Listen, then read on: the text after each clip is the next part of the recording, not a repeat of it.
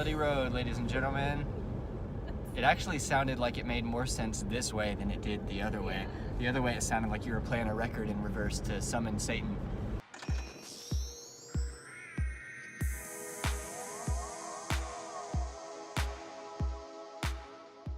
Okay, hello, my name is Nick, the Golden Gaijin. I am an expat, ALT, traveler, rabble-rouser, living in southern Hokkaido. It is a piss dump rainy day today. We've had lots and lots of amazing weather, and today is quite the opposite. Rain coming in sideways, feels a bit typhoonish, and this isn't even typhoon season, so it's only going to get crazier, I'm sure, but we'll cross our fingers that that doesn't happen. So I'm doing this to sort of test the waters out for a video blog to chronicle my experiences while living in southern Hokkaido, Japan. So far, it's been a great adventure. There are a lot of people out there who are documenting their experience as an expat or as an ALT, and I thought, why not do the same thing for the dirty south of Hokkaido, that is the concrete jungle, that is Hakodate. Hakodate is a little port city. It's not a big city, but it's a nice city. It's certainly a bigger city than where I come from back home, which is Tennessee. I'm here with my wife. She is also an ALT, but she's in the next city, next door. And we ride bicycles and find different places, and I'll try to share those adventures with you as much as possible. The first thing I wanted to talk about, though, is just how my experience as an ALT has been. And I would say that 80 to 85% of it, maybe even 90% of it, has been very positive. I don't have any experience teaching back home, and that's going to be sort of the consensus among a lot of, I think, ALTs. Not that you have to have any teaching experience to do this job. You sort of just have to be a native English speaker, and you have to have a pulse. I fit both of those pieces of criteria, so they hired me on, and here I am. I work in 5 junior high schools in Hakodate. And it's crazy to me just how different of an experience you'll have in every school and with every teacher. So at each school, there are about 3 to 4 English teachers, and each English teacher has their own style of teaching. Some of them like to sort of split it up 50-50. That is to say, I teach about half the class and they teach about half the class. Other teachers just hand it off to you. They're like, here, you do your thing, I'm giving it to you, teach these kids. Other teachers will stay completely in control and will barely use you.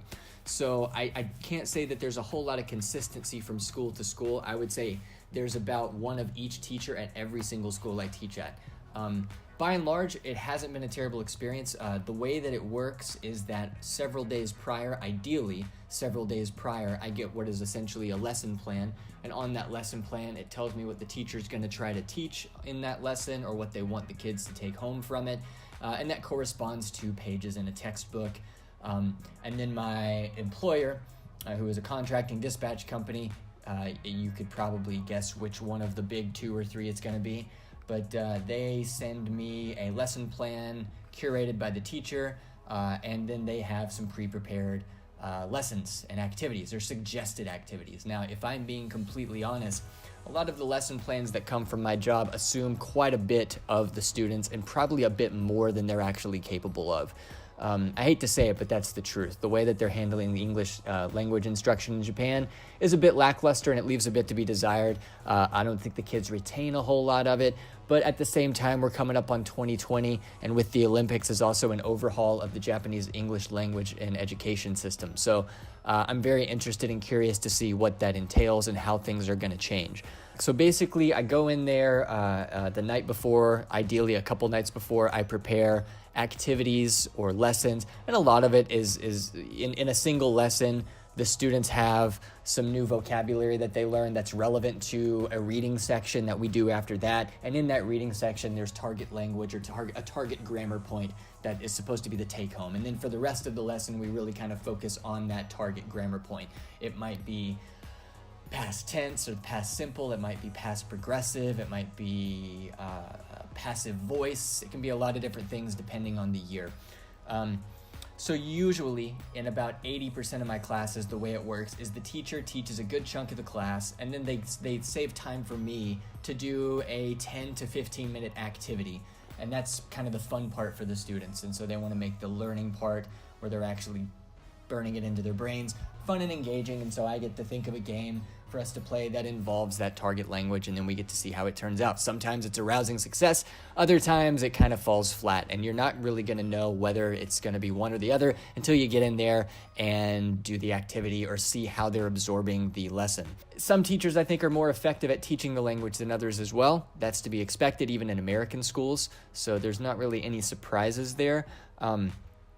Other days at school, I may not teach a lesson with a teacher. I may have a planning period where they have me in a staff room and I'm grading the papers or evaluating their little essays that they do. A lot of the times a student will have like a 4-sentence essay where they have to include the grammar that they learned the lesson before. And those are always kind of fun.